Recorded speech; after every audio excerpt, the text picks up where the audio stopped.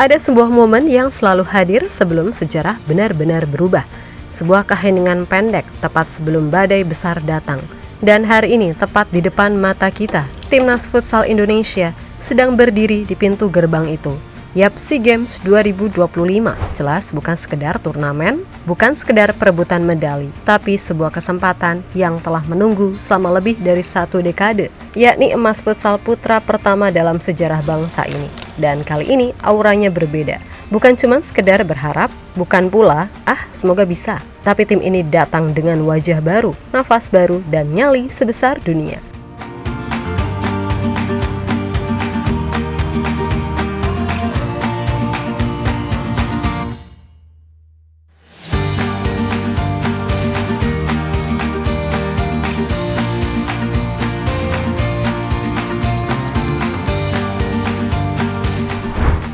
Yap, sebagaimana diketahui, sejak futsal pertama kali dipertandingkan di SEA Games 2007, hanya ada satu nama yang terus menguasai, yaitu Thailand, di mana mereka sukses menyapu bersih emas pada edisi 2007, 2008, 2011, 2012, 2015, 2017, 2019, 2021, dan 2023. Gak pernah runtuh, gak pernah tergeser, dan gak pernah memberikan ruang pada siapapun. Tentu saja ini menjadi hal yang wajar, mengingat Thailand tidak hanya kuat di Asia Tenggara, tapi mereka adalah tim kelas dunia. Lagi mana? Mereka tuh peserta reguler Piala Dunia Futsal, dan kini menempati ranking 11 dunia. Terus Indonesia, ya bisa dibilang, catatan kita so-so sih di SEA Games. 4 kali perunggu plus 1 kali perak bersejarah di Hanoi 2021. Nah, kalau head to head sama Thailand, fair aja, kita kalah mutlak. Sekali menang, sekali seri, dan 9 kali kalah. Selisih golnya, Thailand 60, kita 23. Jauh kan?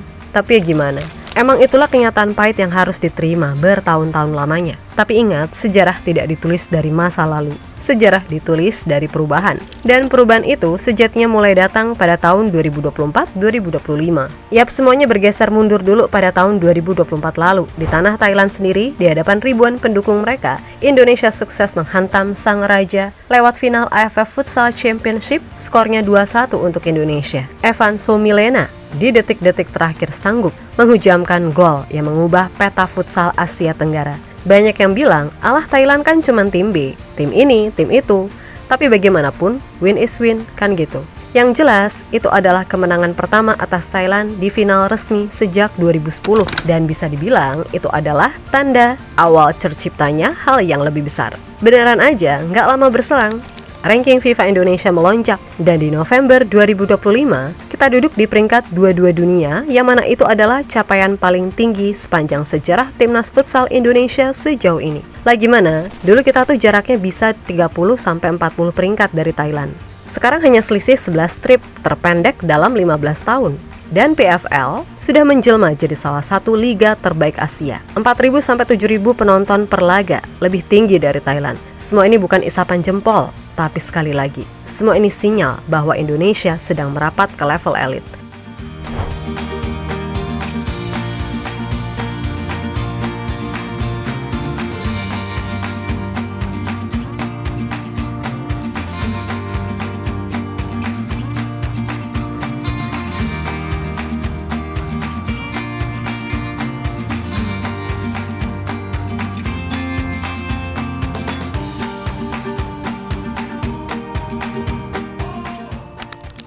Lebih lanjut, bukti nyata dari perkembangan yang ada tentu terjadi dalam beberapa bulan terakhir, manakala Indonesia sukses menekuk Belanda 1-5, menjinakkan Jepang 1-0, dan menghancurkan Australia 3-1. Yap, bisa dibilang di 2025 ini, Timnas Futsal Indonesia jauh lebih matang, terorganisir, dan sanggup bermain seperti tim dunia yang punya intensitas tinggi. Jelas titik balik terbesar dari semua itu datang pada 15 Agustus 2024, tanggal ketika satu nama resmi memegang kemudi, yakni Hector Souto, pelatih asal Spanyol, mantan asisten Luis Fonseca, dan salah satu otak futsal modern yang dihormati dunia. Nah, di bawah Souto, setidaknya sampai November 2025 ini, ada 18 laga yang dilakoni dengan catatan 11 menang, 4 seri, 3 kalah. Lalu plus 45 selisih gol dan win rate kurang lebih 70%. Kemudian, Souto juga sukses membawa Indonesia jadi juara AFF 2024. tampil luar biasa di Four Nations World Series dan menaklukkan Denmark di CFA Turnamen 2025. Tapi dari semua hal tadi, tentu saja yang membuatnya berbeda adalah caranya bekerja. Pokoknya, semua pemain wajib punya data analitik pribadi, latihan berbasis video lawan, menganalisis 12 laga terakhir Thailand, sistem 4-3-3 ala futsal Spanyol modern, pivot ganda Evan plus Samuel, pressing ultra tinggi, dan rotasi cepat setiap 4-5 menit. Yang jelas, Indonesia tidak hanya bertarung dengan semangat, tapi juga dengan metode serta konsep yang jelas, kan gitu.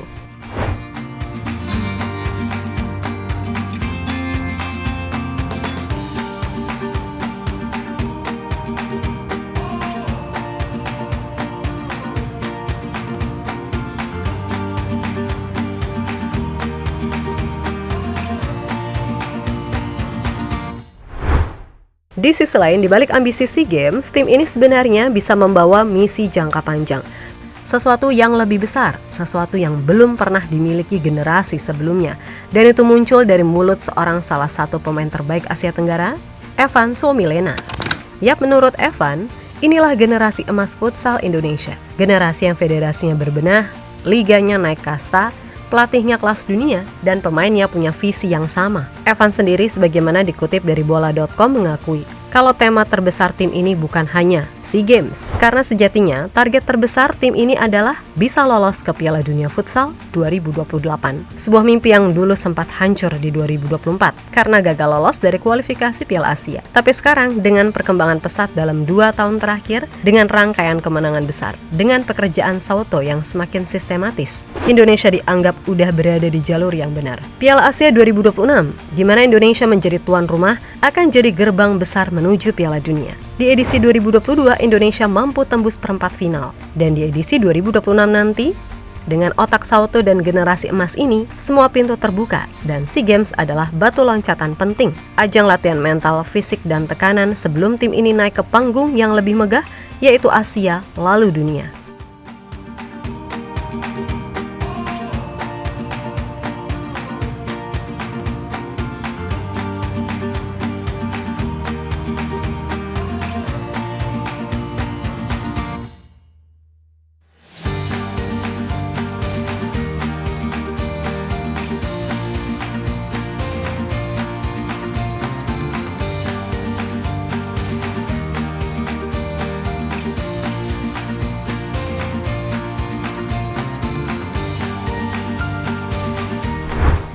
Yap, terlepas dari apapun, di SEA Games kali ini Indonesia sendiri masuk grup neraka. 15 Desember versus Malaysia, 16 Desember versus Myanmar, 18 Desember versus Vietnam, dan barulah 19 Desember versus Thailand.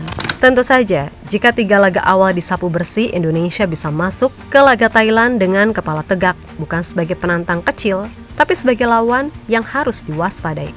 Sekarang bahasanya, bukan lagi bisakah kita menahan Thailand, tapi bisakah kita menurunkan mereka dari tahtanya? Kan gitu. Dengan ranking 22 dunia, skuad tercepat dan termuda dalam 15 tahun, Sauto yang jenius, kemenangan psikologis di AFF 2024, semangat generasi emas, dan mimpi Piala Dunia 2026. Jelas Indonesia datang bukan sekedar untuk bertahan, tapi untuk berusaha keras mendobrak dominasi yang ada. Thailand mungkin raja lama, tapi raja pun bisa runtuh saat badai baru datang. Dan badai itu punya warna merah putih, punya sayap, serta pastinya punya nyali, kan gitu. Yang jelas buat semua wakil Indonesia di SEA Games nanti, tetap semangat dan sukses selalu, oke? Kita Garuda.